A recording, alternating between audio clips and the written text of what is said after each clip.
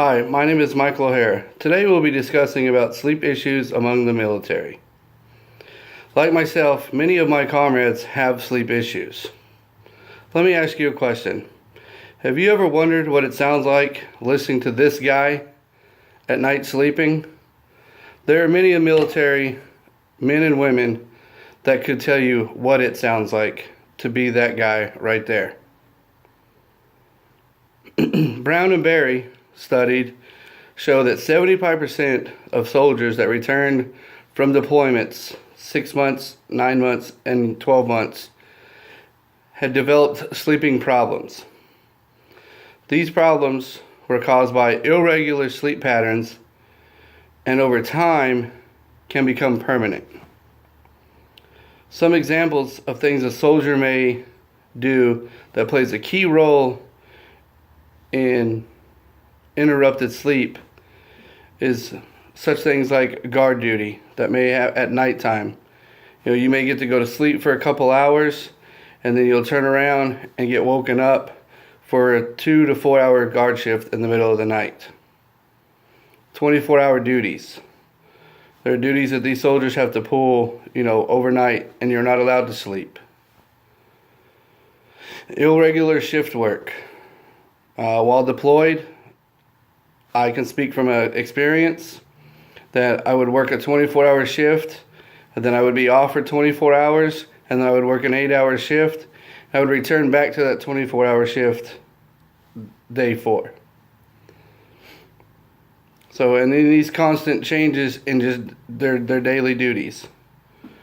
These are all things that can cause sleep issues if it's done over time.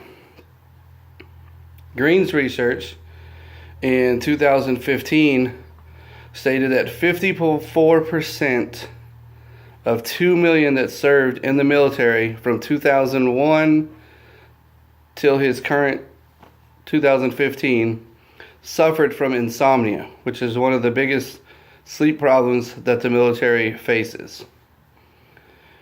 The issue with that is that gives those soldiers with insomnia a higher chance of developing PTSD.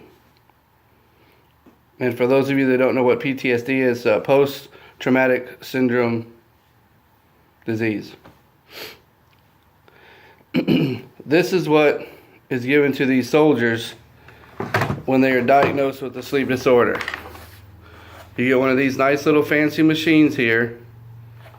Now, could you imagine? Try to put yourself into a soldier's boots. Just think about having to sleep wearing one of these things right here at the age of 30.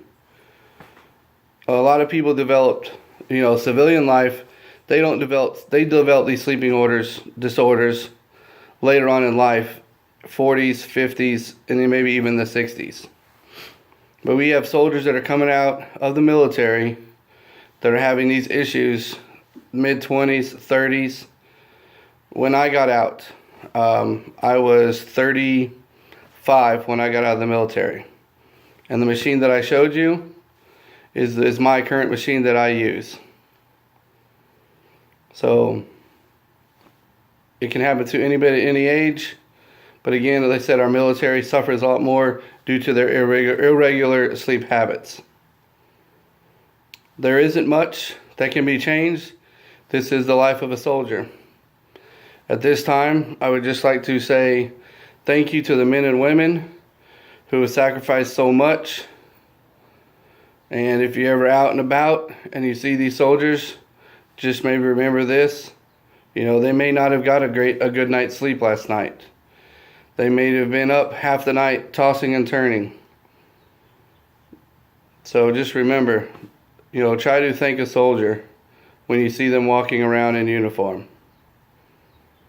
Because again, even though they're still in, they may still be suffering with these sleep issues. And for all the many vets that are out there, they too have the same problems. This concludes my speech on sleep issues within the military. I hope you found this to be informative. And if there is I will have a citations where you can go and look to see other things if you feel that you would like to study more about these issues with the military. Thank you.